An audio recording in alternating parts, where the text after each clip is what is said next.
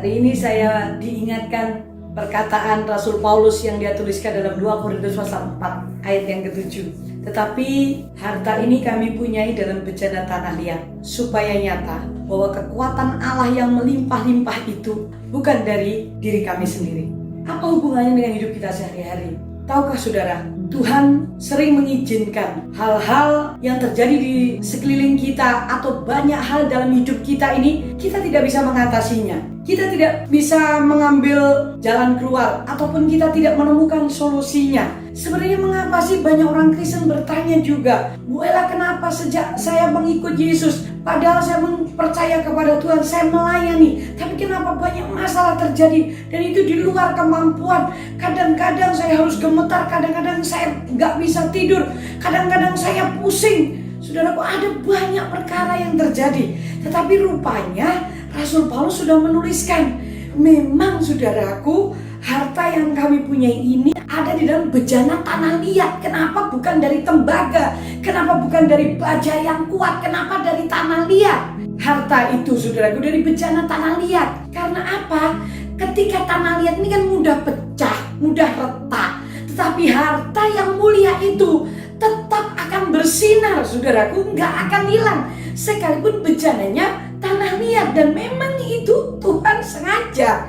Tuhan sudah menuliskan memang kita ini dari tanah liat yang mudah retak, mudah pecah. Tetapi dengar baik-baik, ada satu kabar gembiranya, bahwa harta yang ada di dalam diri saudara dan saya itu harta yang mulia, yaitu keselamatan, yaitu Roh Kudus yang ada dalam diri kita semakin bersinar. Makanya ayat di atasnya dikatakan, kami dijepit tapi kami tidak hancur, kami habis akal tapi kami tidak putus asa. Karena apa?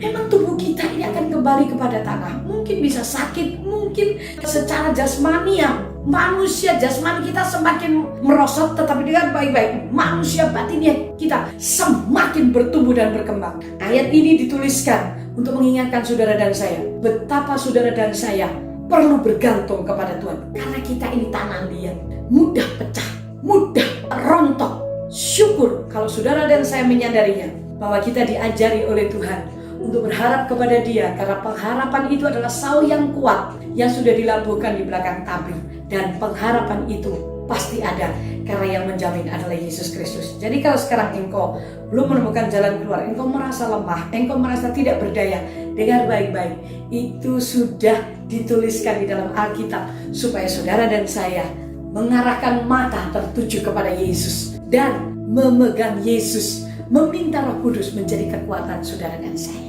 Jangan putus asa, karena memang kita dari tanah, tetapi roh yang ditaruh dalam diri kita itu harta yang mulia yang tidak ada di muka bumi. Bahkan itu melebihi emas, bahkan itu melebihi perak, melebihi apapun juga. Karena keselamatan dan Yesus Kristus itu lebih dari apapun juga yang sudah diberikan kepada saudara dan saya. Semangatkan dirimu. Kalau keselamatan saja diberikan, apalagi yang lain, kata Roma pasal yang ke-8, pasti Dia memberikan bersama dengan anaknya. Mari kita berdoa. Bapa di surga, kami bersyukur karena justru dalam kelemahan kamilah kuasa-Mu bekerja sempurna. Kami tahu harta yang mulia itu ada di bejana tanah liat.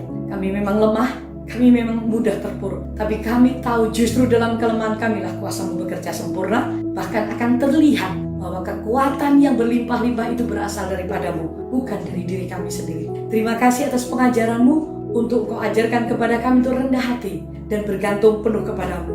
Dan kami sadar siapa kami, Tuhan. Kami tidak perlu sombong karena semuanya akan berlalu. Hanya firman-Mu yang kekal, yang ada dalam diri kami yang tetap. Itulah sebabnya ajarkan kepada kami untuk berharap kepada-Mu. Karena di dalam Engkau pengharapan pasti ada dan pasti Kau genapi. Dalam nama Yesus, Tuhan memberi kekuatan kepada kami yang lemah. Amin. Tuhan memberkati saudara. God bless you.